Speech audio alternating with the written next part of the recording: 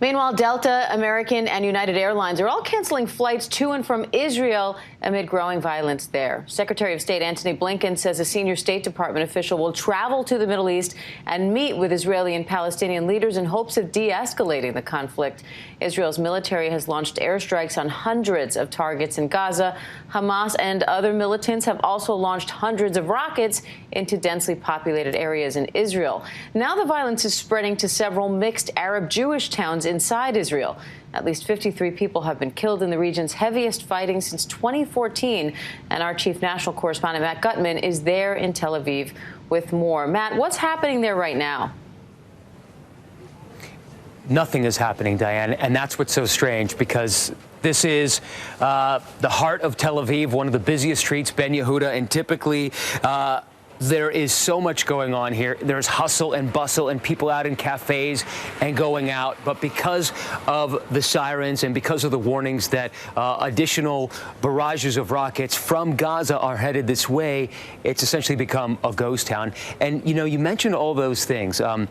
The violence in Gaza, the rockets falling in Israel proper, the clashes between Israeli citizens of Palestinian heritage and police, and now Jewish Israeli citizens and those Palestinian residents with Israeli citizenship here in Israel. So everything seems to be happening at once during a time of political instability, both for the Israelis and the Palestinians, which is causing this simmering cauldron right now. And that's why everything seems so very much right on the knife's edge. Earlier tonight, leaders in the Israeli military saying that there is no playbook, there is no calendar. Their sorties and bombing strikes on Gaza are going to last as long as they need to last. They're targeting infrastructure and Hamas leaders.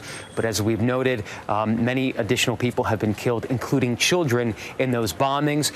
And another Israeli child on this side tonight, badly wounded in a rocket strike. So it seems that casualties on both sides are bearing the brunt of this latest conflict. Diane. And Israeli Prime Minister Benjamin Netanyahu, he spoke with Secretary of State Antony Blinken today on the phone. What's the message from the administration right now? The administration is urging calm. It's calling and hoping for a cessation of violence. It says that Israel has the right to defend itself against these rocket attacks, but it also notes that Palestinians living in Gaza have a right to safety and security as well. So it's towing a very fine line, Diane. A line that, you know, previous administrations have tried to toe. It hasn't succeeded that well for everyone. It has been obviously a very problematic region for decades. Nobody has been able to solve this particular problem. And it seems that the Biden administration is also saddled with this conflict. What do you do? How much do you push? Is it even worth the effort at this point, given how long this conflict has been going on and how intractable it seems? Diane.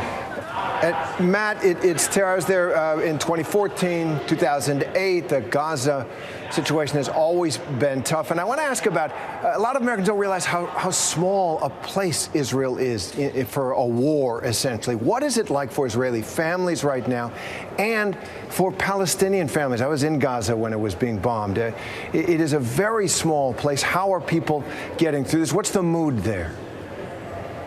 I was just going to note that I remember that you were in Gaza and I was in Israel in 2014 during the last major conflagration. And you know exactly how densely packed, not only how small the place is geographically, but how tightly people live. One of the most startling things watching some of these videos out of Gaza, these bombing sorties by the Israeli military, they've said they've targeted probably by now near 1,000 Hamas and Islamic Jihad targets, or what they say are those targets. Those bombs are blowing up buildings right next to where people live. In some of these videos, you hear people screaming out, you know, "Dear God, Allahu Akbar."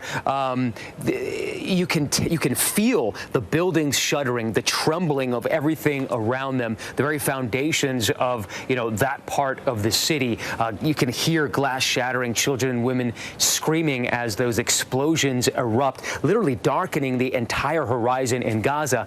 And here in Israel, you know, when Hamas targets and Islamic Jihad targets central Israel, that's nearly half of the entire population of the country, which means that everybody's essentially on lockdown. Everybody hunkers down in those safety rooms that most people have here. But still, these rockets are becoming increasingly more powerful with stronger warheads.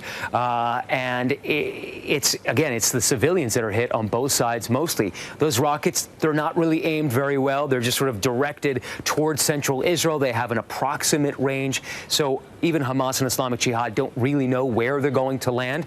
Neither do Israelis.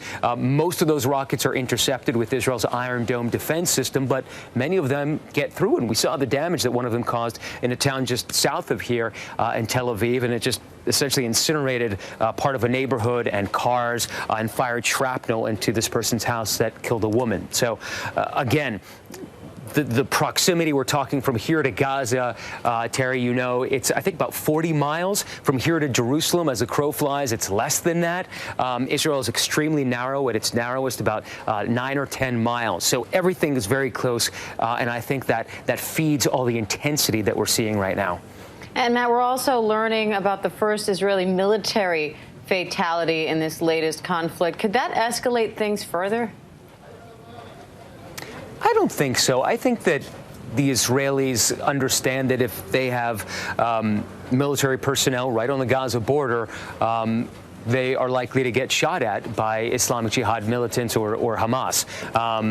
Obviously, nobody wants that, but I think the bigger problem is twofold. One, the rockets that were fired towards Jerusalem at the beginning of this most recent escalation for Israel, that is a red line. And, of course, the deaths of civilians. We're hearing of dozens of additional casualties wounded tonight from the latest salvo of rocket attacks. I think that's really what causes Israel to be on its guard, and for the politicians in the country to direct the military to continue to hit Gaza hard. Again, we don't know when this is going to end. We don't know if we're going to see an actual military incursion with troops and boots on the ground inside Gaza by the Israelis. That is a very dangerous thing. Hasn't worked out very well in the past. We don't know if that's going to happen. We do know that Israel has called up at least 3,000 reservists. They're apparently, reportedly, in and around the Gaza Strip right now.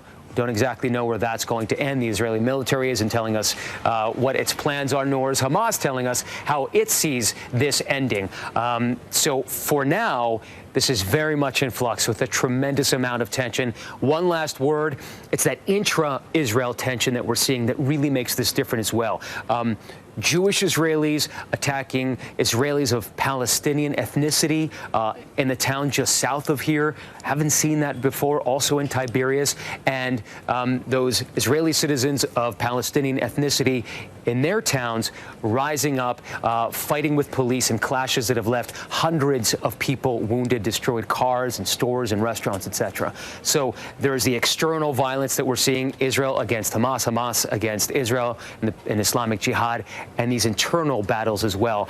And we haven't seen the confluence of all those things at once in at least a generation, Diane. No, we haven't. It's a scary thought. Matt Gutman in Israel. Stay safe, Matt. Thanks. Hi, everyone. George Stephanopoulos here. Thanks for checking out the ABC News YouTube channel. If you'd like to get more videos, show highlights, and watch live event coverage, click on the right over here to subscribe to our channel. And don't forget to download the ABC News app for breaking news alerts. Thanks for watching.